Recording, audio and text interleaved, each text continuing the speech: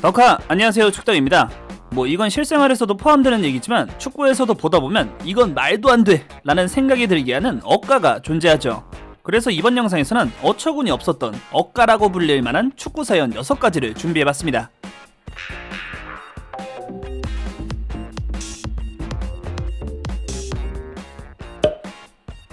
전세계 최고의 축구 선수에게 주어지는 트로피 발롱도르. 이 발롱도르는 한 해 최고의 활약을 보낸 선수에게 수여돼야 할 상이라고 할 수 있는데, 그중 2010년엔 조금 논란이 생겼죠. 이 2010년엔 기존의 발롱도르와 피파 올해의 선수상이 통합돼 피파 발롱도르로 바뀌게 되는데, 2010 피파 발롱도르의 유력 후보로 생각된 선수는 바로 베슬리 스네이더였죠.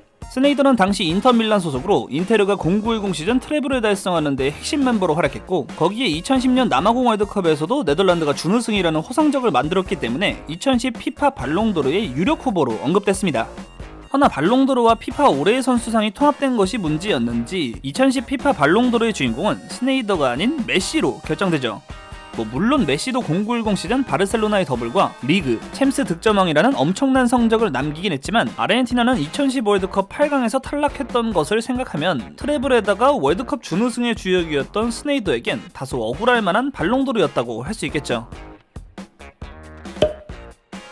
1981-82 시즌을 시작으로 잉글랜드 리그에서는 승리시 승점 2점이었던 제도가 3점으로 바뀌게 됩니다. 그리고 이 승리시 승점 3점 제도가 시작된 후로 리버풀은 87-88 시즌 당시 구단 역사상 최고 승점이었던 승점 90점을 기록하며 우승을 차지하게 됩니다. 그리고 리버풀의 이 리그 최다 승점 기록은 30년 동안이나 깨지지 않았는데, 드디어 18-19 시즌 리버풀은 프리미어리그에서 승점을 무려 97점이나 따내면서 새로운 기록을 세우게 됩니다. 기존 기록보다 7점이나 더 승점을 얻어내며 구단 역사를 바꾼 리버풀인데, 안타깝게도 구단 역사를 바꾸고도 리그 우승에 실패하게 되죠. 바로 그 18-19 시즌 승점 98점을 기록했던 맨체스터 시티 때문이었습니다. 이 18-19 시즌 전까지 프리미어리그에서 승점 90점을 넘기고도 우승에 실패했던 클럽은 단 하나도 없었는데, 리버풀이 그걸 달성하게 됐고, 사실 냉정하게 지들이 더 잘했어야지 라고 하면 할 말은 없겠지만, 리버풀 입장에선 구단 역사를 바꾸고도 우승에 실패한 억가라고 느낄만 했고, 그 다음 19-20 시즌 그 최다 승점 97점을 깨고 99점을 기록하고 나서야 리그 우승을 달성할 수 있었죠. 추가로 여담이지만 18-19 시즌이 유일했던 이 승점 90점을 넘기고도 우승 못하기 컨텐츠는 지난 21-22 시즌 프리미어리그 역사상 두 번째가 나오게 되는데, 이것도 리버풀이었습니다. 2010년 피파 발롱도르에서 스네이더였다면 2013년도에도 비슷한 논란이 있었죠.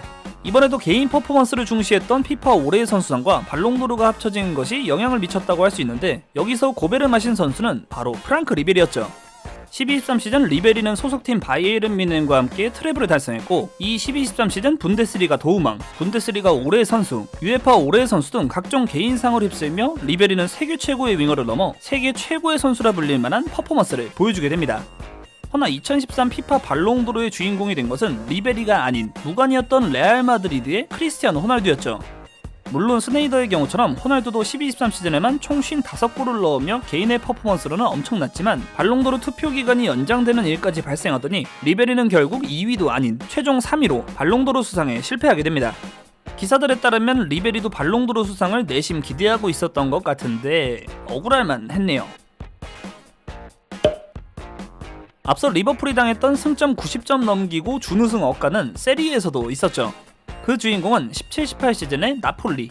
리버풀이 그랬던 것처럼 나폴리 역시 이 17-18 시즌 마렉 함식의 로렌초 인시니에 드리스 메르텐스 등 걸출한 멤버들이 함께하면서 구단 역사상 최고 승점이었던 승점 91점을 달성하게 되는데, 나폴리는 당시 단골 우승팀이었던 유벤투스에 밀려 준우승을 하게 됩니다. 17-18 시즌 리그에서 딱 3번 지면서 유벤투스와 패배 숫자는 같았지만 2번의 승리 차이가 우승을 갈랐고, 마라도나와 함께했던 89-90 시즌 우승 이후 거의 30년 만에 찾아온 나폴리의 우승기에는 승점 90점을 넘기고도 물 건너갔죠.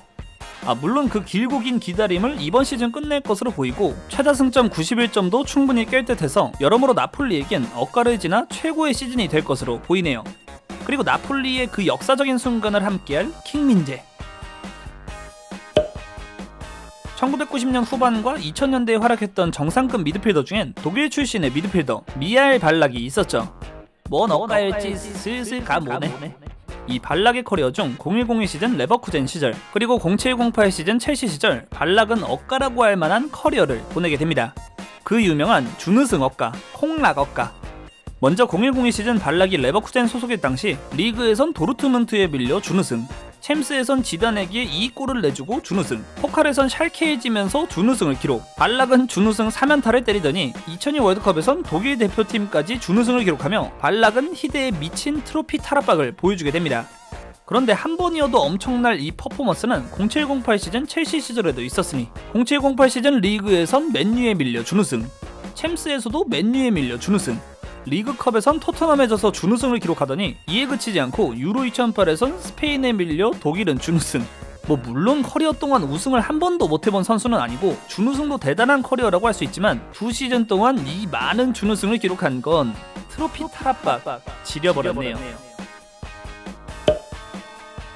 사실 18-19 시즌 리버풀이나 17-18 시즌 나폴리가 겪은 억가는 유독 리그를 휘어잡고 있는 두 클럽이 있는 라리가에선 그래도 자주 볼 수 있는 일이라 이쪽에선 다른 걸 준비해봤습니다.